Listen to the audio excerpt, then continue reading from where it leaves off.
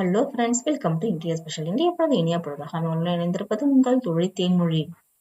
நான் இன்னைக்கு ஒரு பிக்கல் ரெசிபி தான் போட்டிருக்கேன். இப்போ தக்காளி நம்மளுக்கு கொஞ்சம் மலிவா கிடைக்குது. இந்த மாதிரி சீசன்ல வாங்கி நம்ம தக்காளி இந்த மாதிரி பிக்கில் போட்டு வச்சுக்கிட்டா நம்மளுக்கு 6 மாசம் வரைக்கும் கேடாம சாப்பிடலாம். இந்த பிக்கில நீங்க இட்லி, தோசை, சப்பாத்தி சாப்பாட்டுக்கும் போட்டு சாப்பிடலாம். ரொம்ப டேஸ்டாவே இருக்கும். ரொம்ப சிம்பிளான ரெசிபி தான். பிகினர்ஸ் கூட செய்யக்கூடியதுதான்.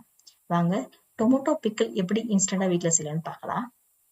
இதுக்கு முதல்ல ஒரு கிலோ தக்காளி தான் எடுத்திருக்கேன். நல்லா பெரிய தக்காளி நல்லா வாஷ் பண்ணி எடுத்து வச்சிருக்கேன். இந்த தக்காளிய காம்பு பகுதி மட்டும் முதல்ல கட் பண்ணி எடுத்துருங்க. ஏன்னா அதுல சண்டாவில பூச்சி இருக்க சான்ஸ் இருக்கு. இந்த மாதிரி தக்காளி காம்பு பகுதி கட் பண்ணி எடுத்துக்க போறேன். தக்காளிய ரொம்ப சிறுசா கட் பண்ணணும் அவசியம் கிடையாது. நம்ம வேக தான் வைக்க போறோம். ஆனா ஓரளவு மீடியம் சைஸ் கட் பண்ணா போதும். உங்களுக்கு தேவைப்பட்டா நீங்க சின்னதாவோட கட் பண்ணிக்கலாம். கட் பண்ண தக்காளியை நான் இப்ப எடுத்து வச்சிருக்கேன், காமிக்கிறேன் பாருங்க. இந்த அளவு தான் நான் கட் பண்ணிருக்கேன் தக்காளியோட சைஸ். இப்போ இதுக்கு தேவையான அளவு புளி எடுத்திருக்கேன். ஒரு பெரிய எலுமிச்சம்பழம் அளவுக்கு நான் புளி எடுத்திருக்கேன். ஏன்னா இந்த தக்காளியில புளிப்பு கொஞ்சம் கம்மியா இருக்கு. அதனாலதான் உங்களோட தக்காளியில புளிப்பு அதிகமா இருந்தா புளியோட அளவு கம்மி பண்ணிக்கலாம். தண்ணி ஊத்தி புளி ஊற வச்சுக்கிறேன். இப்போ ஒரு பேன் வச்சிருக்கேன். பேன்ல தக்காளி போட்டு அடுப்பு மீடியம் ஃப்ளேம்ல வச்சிருங்க. தண்ணி எதுவும் ஊத்த வேண்டாம். தக்காளி வெந்து வர ஆரம்பிக்கும். ஒரு 2 மினிட்ஸ் போட்டு பாருங்க. தக்காளி தண்ணி கொஞ்சம் நல்லா வடிய ஆரம்பிக்குது. இப்ப இந்த டைம்ல நான் கரைச்சி வச்சிருக்க புளிய ஊத்திக்கிறேன்.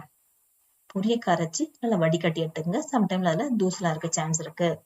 இப்ப நல்லா உங்களுக்கு நம்ம புளி தண்ணி ஊத்தின பிறகு தக்காளி நல்லா வெந்து வரும். புளி தண்ணியோட சேர்ந்து ஒரு 4 to 5 மினிட்ஸ் நல்லா வெந்து வரட்டும். இதற்கிடையில நம்ம இதுக்கு பொடி ரெடி பண்ணிடலாம்.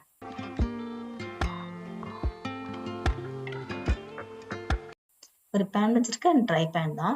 அடுப்பு சிம்ல தான் வச்சிருக்கேன். இதுல ஒரு 1.5 ஸ்பூன் கடுகு போட்டிருக்கேன். ஒரு 1 ஸ்பூன் வெந்தயம் போட்டிருக்கேன். போட்டு நல்லா வறுத்தெடுங்க. நல்லா அரோமா வர வரைக்கும் நல்லா வறுத்தெடுக்கணும். வெந்தயம் கலர் மாறி பொடி ரெண்டுமே உங்களுக்கு நல்லா புரிய ஆரம்பிக்கும். நீங்க பாருங்க நல்லா புரிய ஆரம்பிக்குது. இந்த டைம்ல தனியா எடுத்து கொட்டி வச்சு இதை அரைச்சு எடுத்து வந்துடலாம். இப்ப பாருங்க உங்களுக்கு ஓரளவு தக்காளி நல்லா வெந்து வந்திருக்கு புளி தண்ணியோட சேர்ந்து. இப்ப இது கூட உப்பு போட்டுக்கிற மிளகாய் தூள் போட்டிருக்கேன். தனி மிளகாய் தூள் கூட மஞ்சள் கொஞ்சம் போட்டிருக்கேன். போட்டு நல்லா கிளறி விடுங்க. இப்ப மிளகாத்தூளோட காரம் தக்காளில இறங்க ஆரம்பிக்கும். புளிப்பும் காரமும் சேர்ந்து உப்பும் சேர்ந்து இறங்கிடும் தக்காளியில. நல்லா கிளறி விட்டு இறங்க. கிளறி விட்டு ஒரு 3 to 4 மினிட்ஸ் விட்டுடுங்க.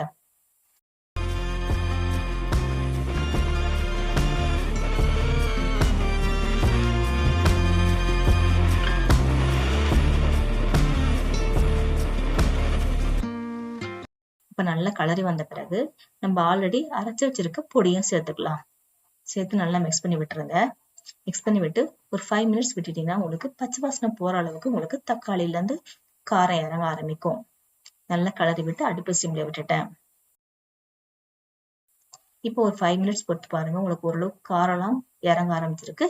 உப்பு ஓரளவு கரெக்டா இருக்க மாதிரி இருக்கு. இதற்கிடையில நான் தாளிச்சு கொட்டிக்கிறேன். ஒரு பேன் வச்சிருக்கேன். பேன்ல நல்லெண்ணெய் தான் ஊத்திருக்கேன். நல்லெண்ணெய் ஊத்தணும் சீக்கிரம் கெட்டு போகாது. ஊறுகாய்க்கு ரொம்ப நல்லது. நல்லா காஞ்ச பிறகு கடுகு சீரகம் போட்டிருக்கேன். கூடவே வெந்தயம் கொஞ்சம் போட்டிருக்கேன். ஒரு கைப்பிடி அளவு பூண்டு போட்டிருக்கேன்.